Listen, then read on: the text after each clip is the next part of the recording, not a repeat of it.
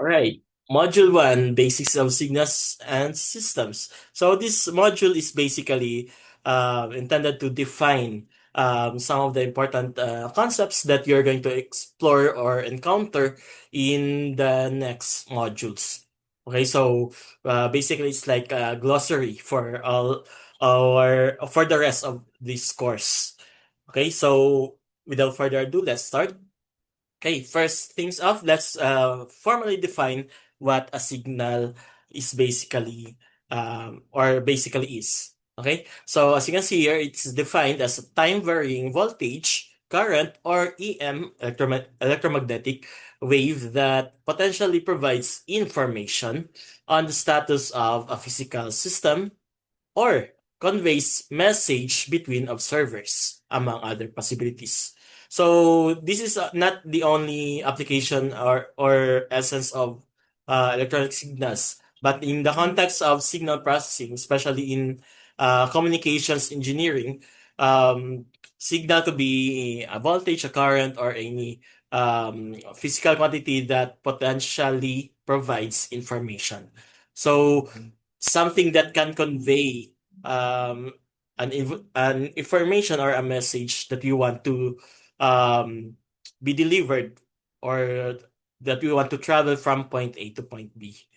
Okay, so it says here it could be something about the status of a physical system, like when we press a button, we simply saying or triggering an event that will say, okay, the signal must be on. Okay, or we need this at this point we need or this point says we need a signal on. So there will be a pulse that will switch, of course, from off to on mode. Okay, so uh, also it can also convey a message between observers.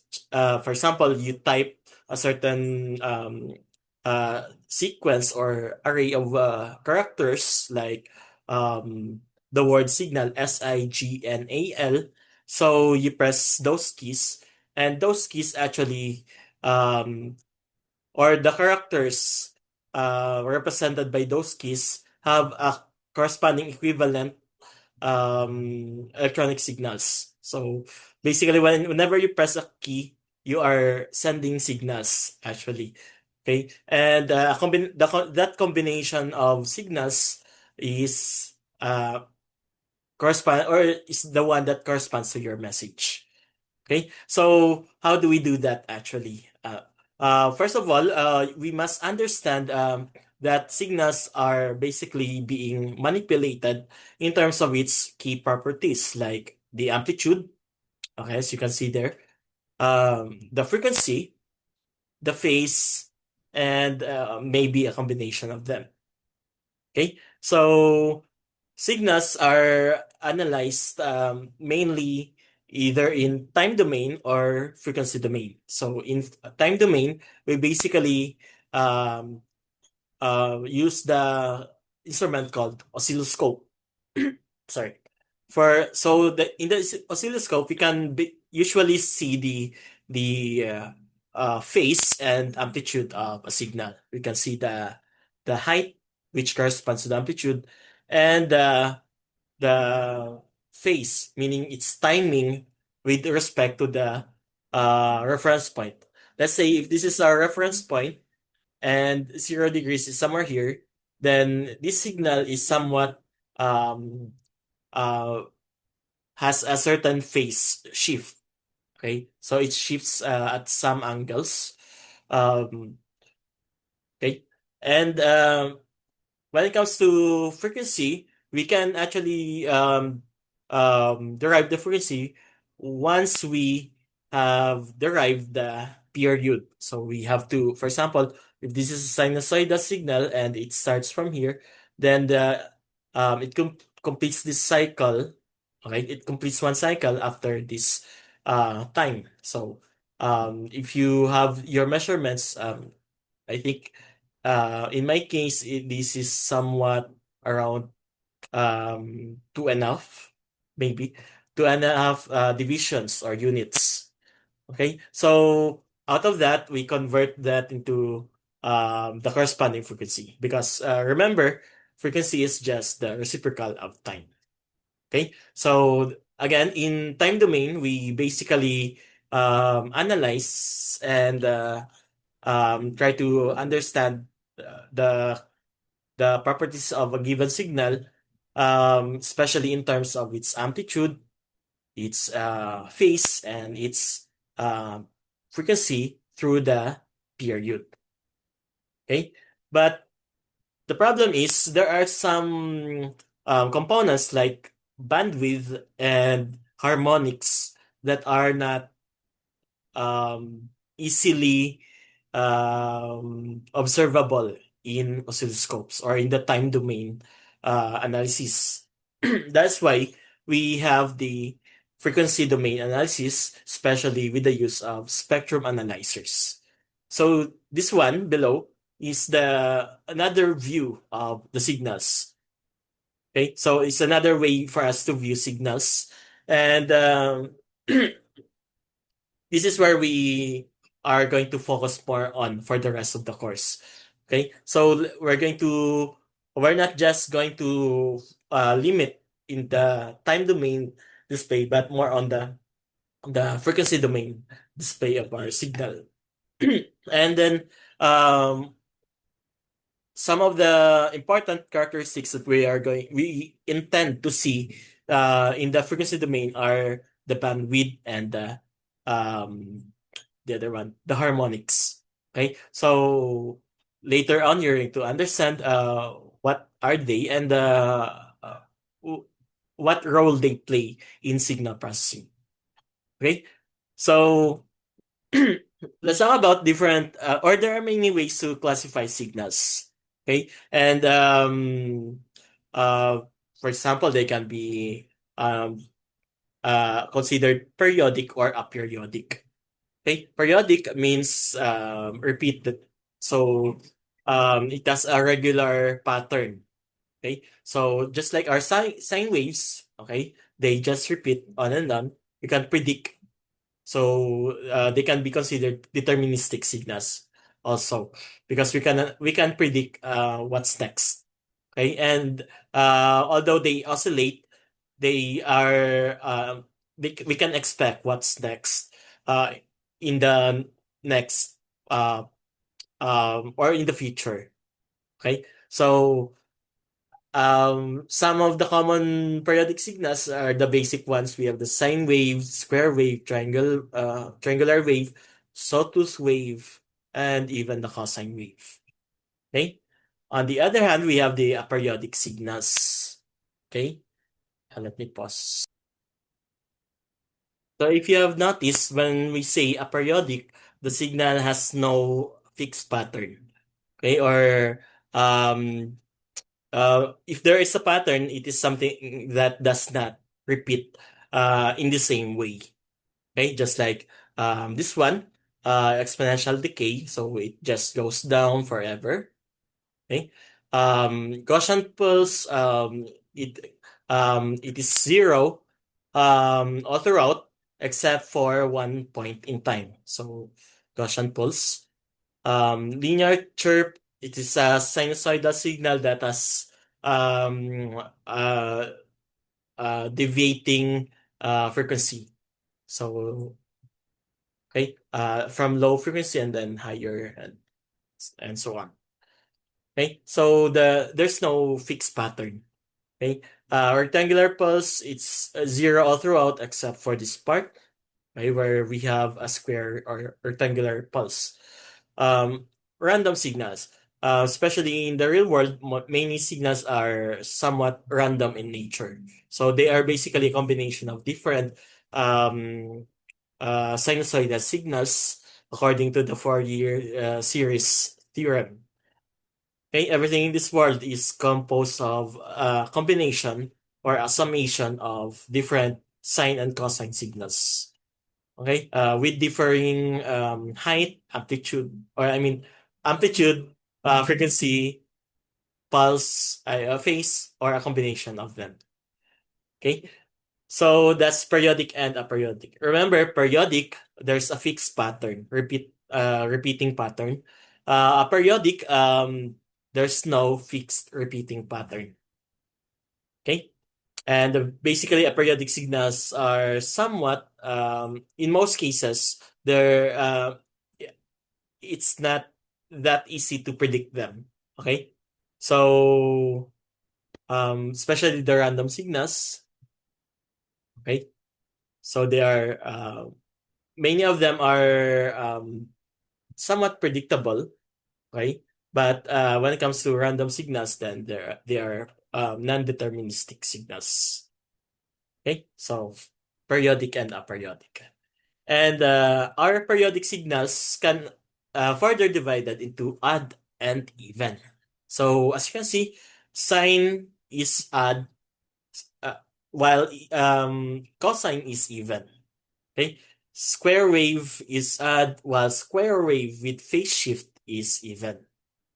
Okay, so what's the difference, right? So mathematically speaking, odd signals are when you take the negative value of the n is the index, by the way, or the discrete version of time. Okay, sorry, or the discrete unit of time. So for example, um for example, point 0.5. So x of 0.5 is this value. Okay, let's have uh 0.25. Okay, this one. So x of 0.25. Okay, let's have the negative. So for the easier, 0.75. For x of 0.75, okay, is somewhere here. It's negative. X of 0.75. But if we take x of negative zero point 0.5, or x of negative 0.75, so negative of negative is positive, so it goes here. So positive. So positive in the positive side it's below, but on the negative side it's up there. Okay, so that's a basic property of an odd signal.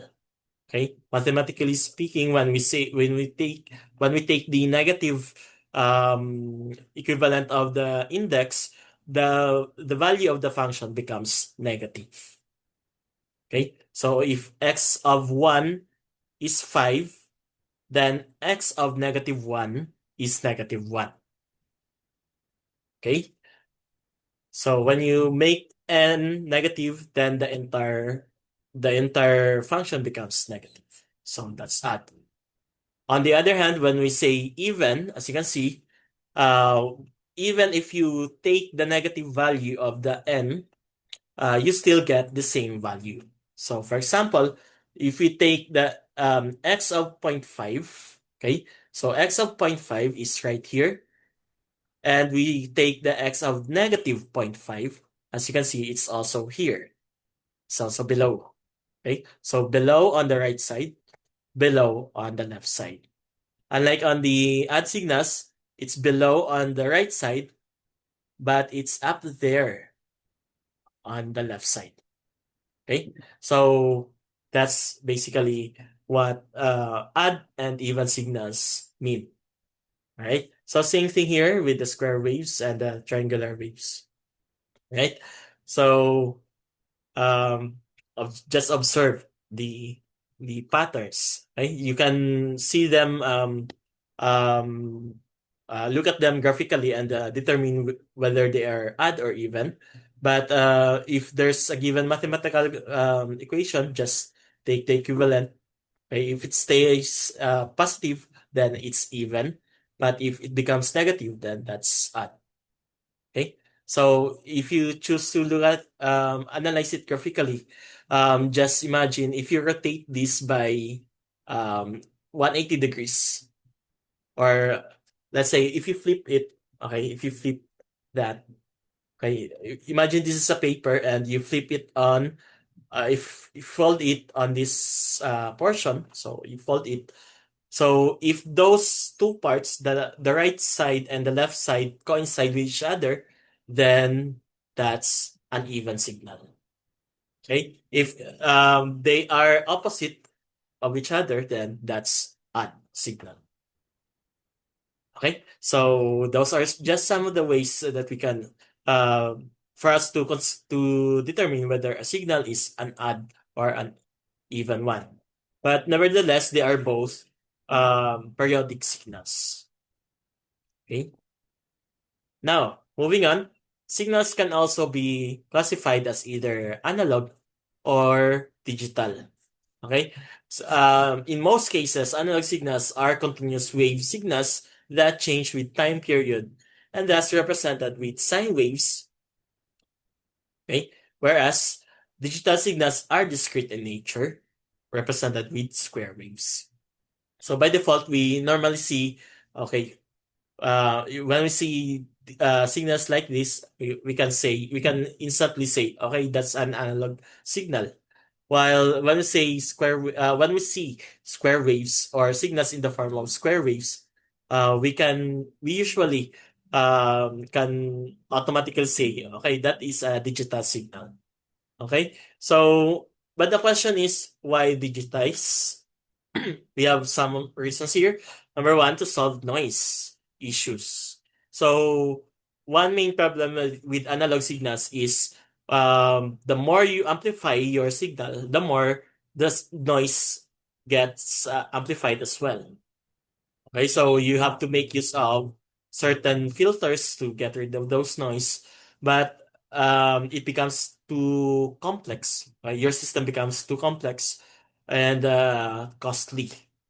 Okay, so noise issues are common in analog, but when it comes to digital signals, we have some techniques that can get rid of noises um, with little complexity involved. Okay, so I already mentioned analog signals are usually complex in terms of hardware, and thus they are mostly costly. Okay, so to reduce hardware cost, we can opt for digital systems instead. Okay, say when it comes to files and information, uh, digital signals are easier to be stored and reused compared to analog signals. You can see the old films, the analog films. They are now mostly damaged or somewhat um, imperfect. Right? That's why they are being digitized to to retain or to restore their original quality. Okay. Also, digital signals are usually used for faster and more reliable data transfer. Okay. Um, that is actually one of our goals here. Okay. So why are we um, studying signal processing? Because um, we have some systems that aim to have faster and more reliable data transfer. So the answer is signal processing, and usually we can do that in the form of digital signals. Okay, and lastly, because we have less complex hardware, then the system becomes uh, the system has less weight and size. Okay. And when it comes to bandwidth, okay, we have some advantages and disadvantages of the two also. Okay. Also, when it comes to memory, power, cost, impedance, and errors. Okay, so you can read them. You can take a screenshot if you want, or you can pause this video. All right. So that's a brief overview of analog and digital signals, or continuous and discrete signals. All right. So let's talk about or to understand more about continuous and discrete time signals, let's consider these examples. So these are actually what we call basic test signals. So when you are developing a system or designing or analyzing a system, we usually make use of these test signals. Okay, the most basic one is the continuous impulse signal, the one we mentioned a while ago, the Gaussian pulse signal. Okay, so as you can see, this type of signal is zero for the entire period except for a very specific point in time. So so it is non-zero in only in a specific period of time or point in time, okay? And the rest it's zero. So it's like for some just imagine a push button. So you didn't push the button for a while, and then when the time came, you pushed it, so it generated a pulse and then released it, so it went back to zero. Okay, so that's an example of an impulse signal. And in its digital form, we can simply say it's one simple pulse. Okay, so there's no what we call transient or um transition period. So there's no transition. Okay, it just automatically one pulse and that's it. Okay. So after doing the pulse, it's back to zero. Okay, there's no transient or transition. Okay. Now here we have the continuous step signal. Okay. Um, Actually, they both look alike, as you can see. It's like a staircase signal. Okay, step signal, staircase. So unit step. When we say unit step, one step. Right. So um, so as you can see, this is continuous because in any point in time we have a corresponding value. Okay, any point in time. Okay, there's no gap. Unlike here, we only have values in specific intervals. Okay? So in between the intervals, we have no value. Okay? So for example, if you happen to observe this part, so you get only either the left one or the right one. So not the one exactly in between because there's no exact signal in between. So that's actually the main difference between continuous time and discrete time signals. Okay. Same thing if you notice in the ramp. Okay, the ramp is continuous, while in the discrete ramp, okay, it is non-continuous. Okay. Same thing with parabolic and here parabolic also and sinusoidal. Okay. So I hope you now get the difference between continuous and discrete time signals. And by the way, this should be continuous time signals and discrete time signals. Okay, so let's continue this in the next part.